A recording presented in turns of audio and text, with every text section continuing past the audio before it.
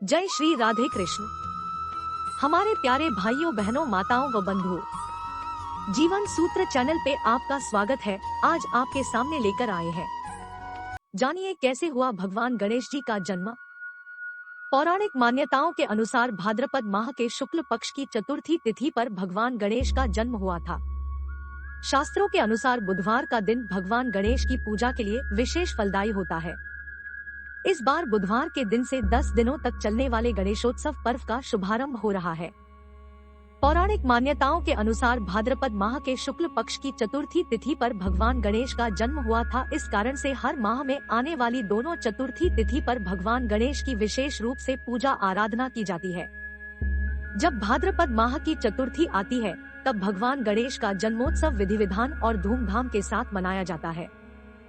महाराष्ट्र में जगह जगह गणेश पंडालों में गणपति की विशाल प्रतिमा स्थापित की जाती है और 10 दिनों तक लगातार सिद्धिदाता और विघ्नहर्ता की उपासना की जाती है। भगवान गणेश की सभी देवी देवताओं में सबसे पहले पूजा की जाती है। हर शुभ काम से पहले भगवान गणेश की पूजा और ओ गणेशाय नमः का जाप किया जाता है। गणेश उत्सव के मौके पर आइए जानते हैं गणेश जन्म कथा के बारे में। ऐसे हुआ गणेश जी का जन्म। गणेश चतुर्थी की कथा के अनुसार एक बार माता पार्वती ने स्नान के लिए जाने से पूर्व अपने शरीर के मैल से एक सुंदर बालक को उत्पन्न किया और उसे गणेश नाम दिया। पार्वती जी ने उस बालक को आदेश दिया कि वह किसी को भी अंदर न आने दे। ऐसा कहकर पार्वती जी अंदर नहाने चली गई। जब भगवान शिव वहां आए तो बालक ने उन्हें अंदर आने से रोका और बोले, अंदर मेरी माँ नहा रही है, आप अंदर नहीं जा सकते। शिवजी ने गणेश जी को बहुत समझाया कि पार्वती मेरी पत्नी है, पर गणेश जी नहीं माने। तब शिवजी को बहुत गुस्सा आया और उन्होंने गणेश जी की गर्दन अपने त्रिशूल से काट दी और अंदर चले गए। जब पार्वती जी ने शिवजी को अंदर देखा तो बोली कि आप अंदर कैसे आ गए, मैं तो बाहर गणेश को बिठाकर आई थी।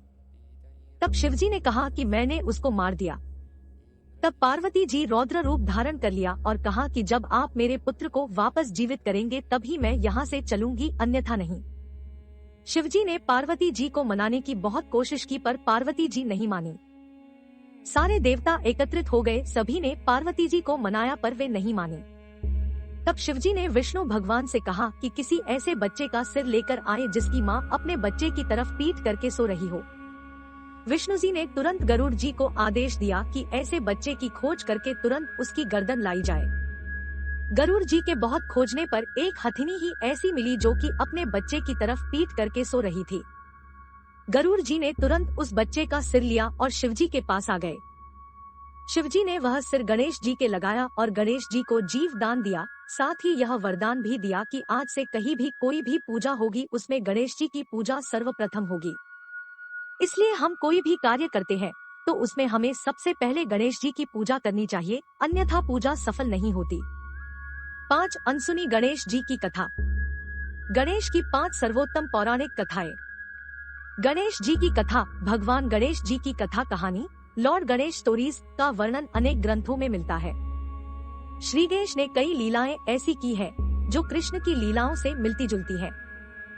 इन लीलाओं का वर्णन मुद्गल पुराण, गणेश पुराण, शिव पुराण और ब्रह्मवैवर्त पुराण में मिलता है।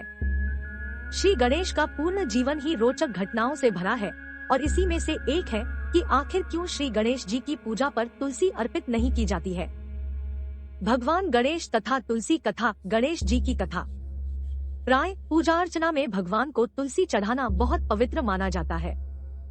व्यावहारिक दृष्टि से भी तुलसी को औषधीय गुणों वाला पौधा माना जाता है, किंतु भगवान गणेश की पूजा में पवित्र तुलसी का प्रयोग निषेध माना गया है। इस संबंध में एक पौराणिक गणेश जी की कथा है। एक बार श्री गणेश गंगा किनारे तप कर रहे थे। तभी विवाह की इच्छा से तीर्थ यात्रा पर निकली देवी तुलसी वहां पहुंची। वह श्री गणेश के रूप पर मोहित हो गई। तुलसी ने विवाह की इच्छा से उनका ध्यान भंग किया। तब भगवान श्री गणेश ने तुलसी द्वारा तप भंग करने को अशुभ बताया और तुलसी की मंशा जानकर स्वयं को ब्रह्मचारी बताकर उसके विवाह प्रस्ताव को नकार दिया। इस बात से दुखी तुलसी ने श्री गणेश के 2 विवाह होने का शाप दिया। इस श्री गणेश ने भी तुलसी को शाप दे दिया कि तुम्हारी संतान असुर होगी। एक राक्षस की मां होने का शाप सुनकर तुलसी ने श्री गणेश से माफी मांगी। तब श्री गणेश ने तुलसी से कहा कि तुम्हारी संतान शंखचूर्ण राक्षस होगा, किंतु फिर तुम भगवान विष्णु और श्री कृष्ण को प्रिय होने के साथ ही कलयुग में जगत के लिए जीवन और मोक्ष देने वाली होगी। पर मेरी पूजा में तुलसी चढ़ाना शुभ नहीं माना जाएगा। तब से ही भगवान श्री गणेश जी की पूजा में तुलसी वर्जित मानी जाती है। कैसे पाताल लोक के राजा बने गणपति। एक बार गणपति मुनि पुत्रों के साथ पाराशर ऋषि के आश्रम में खेल रहे थे। तभी वहाँ कुछ नाग कन्याएं आ गई। नाग कन्याएं गणेश को आग्रह पूर्वक अपने लोक लेकर जाने लगी। गणपति भी उनका आग्रह ठुकरा नहीं सके और उनके साथ चले गए। नाग लोक पहुँचने पर नाग कन्याओं ने उनका हर तरह से सत्कार किया। तभी नागराज वासुकी ने गणेश को देखा और उपहास के भाव से वे गणेश से बात करने लगे, उनके रूप का वर्णन करने लगे। गणेश को क्रोध आ गया। उन्होंने वासुकी के फन पर पैर रख दिया और उनके मुकुट को भी स्वयं पहन लिया। वासुकी की दुर्दशा का समाचार सुन उनके बड़े भाई शेषनाग आ गए। उन्होंने गर्जना की कि किसने मेरे भाई के साथ इस तरह का व्यवहार किया है। जब गणेश सामने आए तो शेषनाग ने उन्हें पहचान कर उनका अभिवादन किया और उन्हें नागलोक यानी पाताल का राजा घोषित कर दिया। जब गणपति ने चुराया ऋषि गौतम की रसोई से भोजन। एक बार बाल गणेश अपने मित्र मुनि पुत्रों के साथ खेल रहे थे। खेलते खेलते उन्हें भूख लगने लगी। पास ही गौतम ऋषि का आश्रम था। ऋषि गौतम ध्यान में थे और उनकी पत्नी अहिल्या रसोई में भोजन बना रही थी। गणेश आश्रम में गए और अहिल्या का ध्यान बढ़ते ही रसोई से सारा भोजन चुरा कर ले गए और अपने मित्रों के साथ खाने लगे। तब अहिल्या ने गौतम ऋषि का ध्यान भंग किया और बताया कि रसोई से भोजन गायब हो गया है। ऋषि गौतम ने जंगल में जाकर देखा तो गणेश अपने मित्रों के साथ भोजन कर रहे थे। गौतम उन्हें पकड़कर माता पार्वती के पास ले गए। माता पार्वती ने चोरी की बात सुनी तो गणेश को एक कुटिया में ले जाकर बांध दिया। उन्हें बांधकर पार्वती कुटिया से बाहर आई तो उन्हें आभास होने लगा जैसे गणेश उनकी गोद में है, लेकिन जब देखा तो गणेश कुटिया में बंधे दिखे। माता काम में लग गई। उन्हें थोड़ी देर बाद फिर आभास होने लगा जैसे गणेश शिवगणों के साथ खेल रहे हैं। उन्होंने कुटिया में जाकर देखा तो गणेश वहीं बंधे दिखे। अब माता को हर जगह गणेश दिखने लगे, कभी खेलते हुए, कभी भोजन करते हुए और कभी रोते हुए। माता ने परेशान होकर फिर कुटिया में देखा तो गणेश आम बच्चों की तरह रो रहे थे। वे रस्सी से छूटने का प्रयास कर रहे थे। माता को उन पर अधिक स्नेह आया और दयावश उन्हें मुक्त कर दिया। जब गणपति ने किया सारे देवताओं को यज्ञ में निमंत्रित। एक बार भगवान शिव के मन में एक बड़े यज्ञ के अनुष्ठान का विचार आया। विचार आते ही वे शीघ्र यज्ञ प्रारंभ करने की तैयारियों में जुट गए। सारे गणों को यज्ञ अनुष्ठान की अलग अलग जिम्मेदारियां सौंप दी गई। सबसे बड़ा काम था यज्ञ में सारे देवताओं को आमंत्रित करना।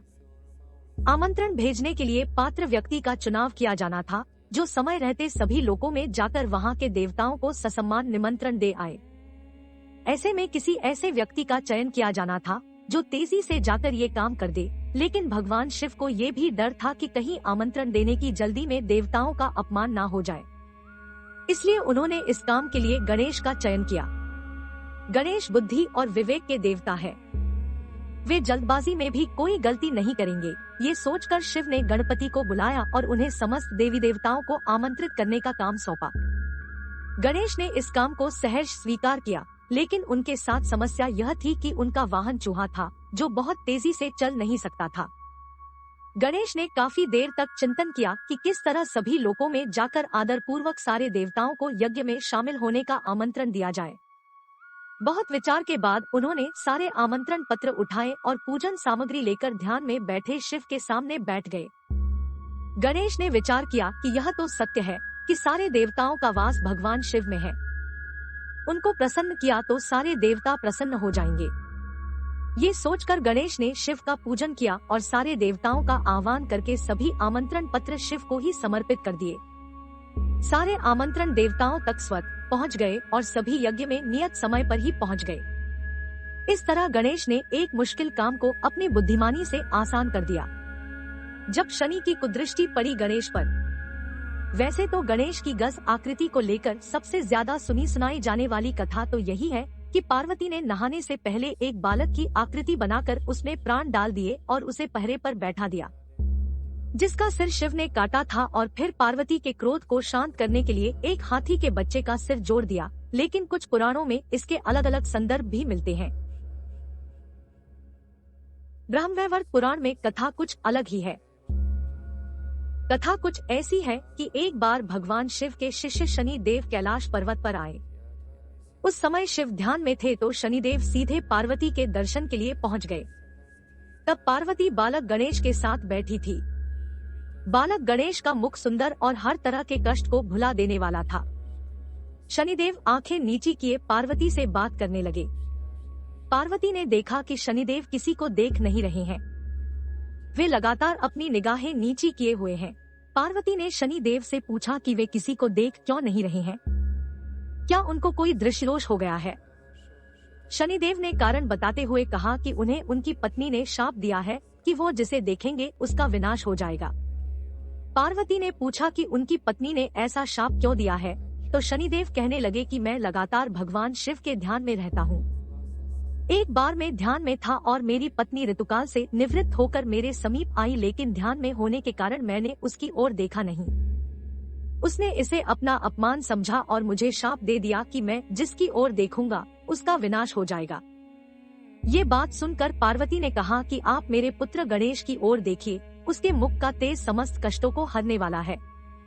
शनिदेव गणेश पर दृष्टि डालना नहीं चाहते थे, लेकिन वे माता पार्वती के आदेश की अवहेलना भी नहीं कर सकते थे, सो उन्होंने तिरछी निगाह से गणेश की ओर धीरे से देखा। शनिदेव की दृष्टि पड़ते ही बालक गणेश का सिर धड़ से कटकर नीचे गिर गया। तभी भगवान विष्णु एक गज बालक का सिर लेकर पहुँचे और गणेश के सिर पर उसे स्थापित कर दिया। बंधुओं, आपको हमारी सुनी अनसुनी कहानियाँ एवं कथाएं पसंद आए तो अपने मित्रों के साथ शेयर करें, लाइक, कमेंट और साथ ही सब्सक्राइब करें और साथ में दिए गए बेल बटन को दबाएं ताकि हमारे चैनल पर आने वाली वीडियो की नोटिफिकेशन आप तक पहुंच सके। जय श्री राधे कृष्ण।